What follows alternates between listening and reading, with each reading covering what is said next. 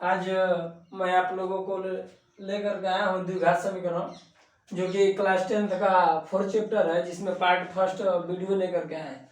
आज सबसे पहले इस द्विघात समीकरण के बारे में पढ़ेंगे और इससे रिलेटेड कम से कम स्टेप फर्स्ट पढ़ेंगे, स्टेप सेकेंड पढ़ेंगे और स्टेप थर्ड पढ़ेंगे। तो मैं आपसे बता दूं कि इस वीडियो को कम से कम लाइक सब्सक्राइब करिए या ना करिए, लेकिन अंत तक इसको देखिए। और इसमें आपको अच्छा लगता है तो लाइक और सब्सक्राइब करें या ना करें, लेकिन कमेंट करके बताएं कि सर कैसा है कैसा नहीं है। और पूरा एकदम गारंटी के साथ आपको नहीं समझ में आ रहा होगा यदि द्विघात समीकरण, तो मैं एकदम आप निश्चिंत होकर के समझिए, एकदम हलवा जैसे होता है, हलवा खाने में आनंद मिलता है एकदम इजी तरीके से, एकदम बिल्कुल वैसे ही समझ में आएगा आपको, इसकी गारंटी है। इसीलिए प्रेम से लोग हमको Hindi trick bye Manjeet sir कहते हैं। तो आप समझिएगा ना बाप, ये तो Hindi trick bye Manjeet sir, तो हिंदी नहीं पढ़ाते हैं, हम कुछ पढ़ा देते हैं। बस आप ध्यान से देखिए, समझिए, विचारिए, उसके बाद बताइए कि क्या है। आज सबसे पहले पढ़ेंगे द्विघात समीकरण। इसका वीडियो अगर अच्छा लगेगा बताइएगा, इसका पार्ट सेकेंड वीडियो लेकर के आ जाएगा आप लोग के बीच। देखिए नाम से स्पष्ट है, लोग कहते हैं कि नाम, देखिए एक हिंदी में एक शब्द है जिसका नाम संधि होता है। ये इतना महत्वपूर्ण चैप्टर है हिंदी के दृष्टि से, ग्रामेटिकल पोर्शन से, कि अगर आपको इन चीजों को पता हो तो किसी भी शब्द का अर्थ निकाल लेंगे। यहाँ धीरे से देखेंगे ना तो द्विघात निकला है, द्विघात, द्वि मतलब दो। अब कहेंगे अरे भाई घात मैंने कहा, तो वही होता है जो कपड़ा पे 2 3 4 ऐसे होता है, 1 पर 4, कपार पे कौ है 4 गो, यानी कि 4 गो घात है। तो यानी कि ये कह रहा है द्विघात समीकरण कहता है कि जिसमें अधिकतम 2 घात होता है वो है आपका द्विघात समीकरण होता है। जैसे कि अगर मैं बोलूं द्विघात समीकरण को देखा जाए तो x² plus bx plus c equal to 0 के रूप में होना चाहिए। ये अगर ये नहीं रहता है तो यह द्विघात समीकरण न होकर के ये द्विघात बहुपद हो जाता है, ये द्विघात बहुपद हो जाता है, और यही इक्वल टू 0 लगा देंगे तो यह आपका जो है यह एक प्रकार का समीकरण बन जाता है। अब आप सोचेंगे कि इसमें सवाल आए कैसे करेंगे। इन सवालों को 2 तरीके से करते हैं, 3 तरीके से।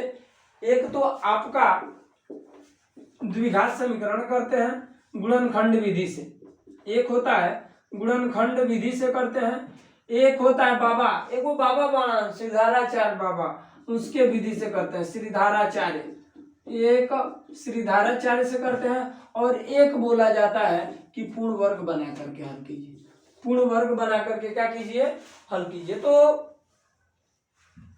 देखने में बड़ा भारी लगता है, लेकिन जब हम पढ़ाते हैं ना तो सब इजी हो जाता है। बस ध्यान पूर्वक समझिए, देखिए, इस वीडियो को अंत तक देखिए। अगर ये हो तो स्क्रीनशॉट करके देखिए कि गुणनखंड को कितने तरीकों से किया जाता है, इस द्विघात समीकरण को कितने।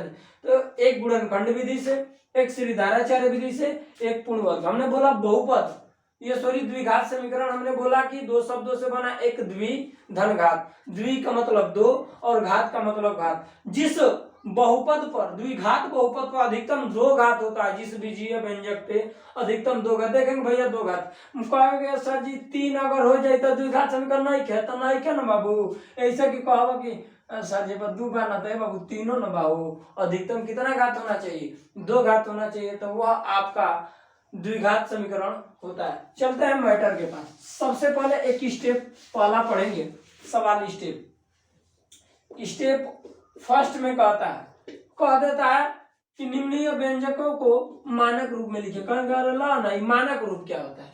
मानक रूप का मतलब होता है पहले बड़ा का वो करा ले तनी छोटे का, फिर वो करा ले तनी छोटे का लिखा, जैसे आ जाता है ए, मान लेते हैं आपका 4x प्लस x² प्लस 2 आ जाता है, कहेंगे ला ना, तो देखो हमें जौन बड़ लौका तो पहले सजा के रखा ना, x² प्लस 4x प्लस 2, ये आपका हो जाता है, यह एक मानक रूप में हो गया। यह किस रूप में हो गया? तो मानक रूप में हो गया। ये आपका स्टेप पहला समाप्त हो गया। स्टेप दूसरा देखेंगे। स्टेप दूसरा में आपका ये है कि पूछा जाता है निम्न में घातों की संख्या बताइए। तो जिस बहुपद में आपका घात अधिक होता है वही आंसर हो जाता है। जैसे x पे power 4 plus 2x square plus 9 equal to 0। तो ये जो आपका x पे पावर 4 है, सबसे अधिकतम घात, ये सबसे अधिकतम घात 4 है, तो इसका आंसर हो जाएगा, घात बराबर लिख देंगे 4। उसके बाद अगर मन में चले कि 9y पे 5 है, तो इसका घात बराबर हो जाता है 5। ये घात बराबर क्या हो जाता है? 5 हो जाता है। उसके बाद अगर ये तो था आपका टाइप फर्स्ट था, ये टाइप फर्स्ट था।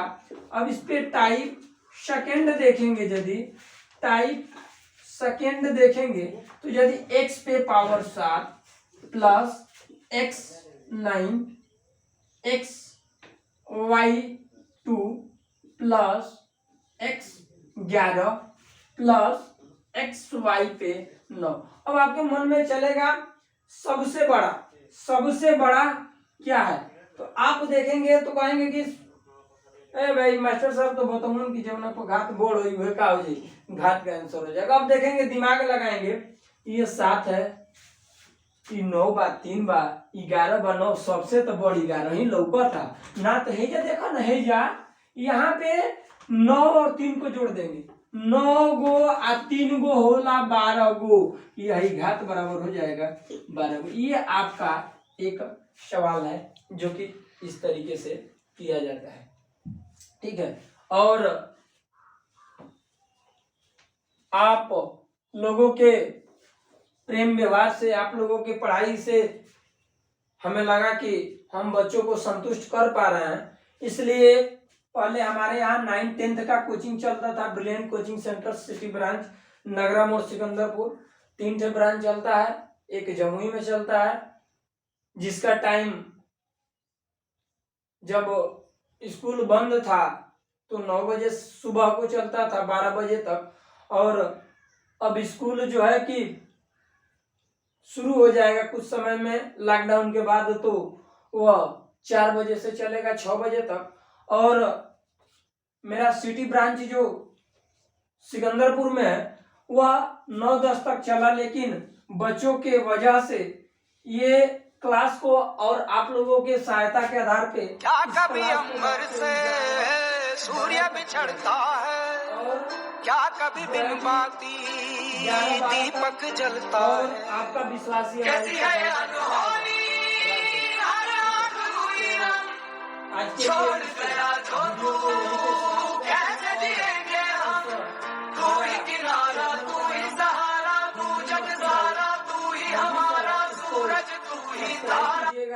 लाइक कीजिएगा, जो घंटिया है, घंटिया, उस घंटिया का थोड़ा का टिप दीजिएगा। जब टिपेंगे ना तो कोई भी वीडियो बनाएंगे तो आप देखेंगे, आपको लौकाई नहीं देगा लेकिन पहुंचेगा बेरा से, ठीक है। तो आज के लिए अपना वीडियो समाप्त करते हैं। अगले में लेकर के आएंगे पार्ट 2, जिसमें हम बताएंगे आपको कि पूछा जाता है कि निम्न में कौन द्विघात समीकरण है या नहीं। यह आपसे जैसे मान लेते हैं x+7 और x+7, ऐसे अगर आ जाए x+2 दे दे, ये है। दूसरा दे देता है x² + 3x + 4। अब कहा जाएगा कि इसमें बहुपद कौन है, तो द्विघात समीकरण कौन, तो कहते तो दूगो बा, ई बहुपद है, द्विघात समीकरण आ तो है तो लौ गइल है दूगो बा, है लौकता, ई लौकावे के पड़ी, तो एक हेमे गुणा कइल जाए तो बता दियो बे नहीं। इसको बताएंगे हम अगले पार्ट में। इस वीडियो को सब्सक्राइब कीजिए, लाइक कीजिए, ज्यादा से ज्यादा शेयर कीजिए और कमेंट कीजिए। आज के लिए अपना क्लास हम यहीं पे क्लोज करते हैं। शेष अगले पार्ट में लेकर के आएंगे, पार्ट 2 द्विघात समीकरण।